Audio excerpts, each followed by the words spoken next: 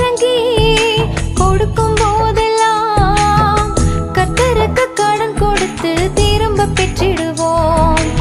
எந்த நிலையிலும் தேவையானதெல்லாம் எப்போதும் நமக்கு தந்திடுவாரே. விதை விதைத்திடுவோம், அறுவடை செய்வோம். விதை விதைத்திடுவோம், அறுவடை செய்வோம். முகமலர்ந்து கொடுப்பவரை கர்த்தர் நேசிக்கிறார்.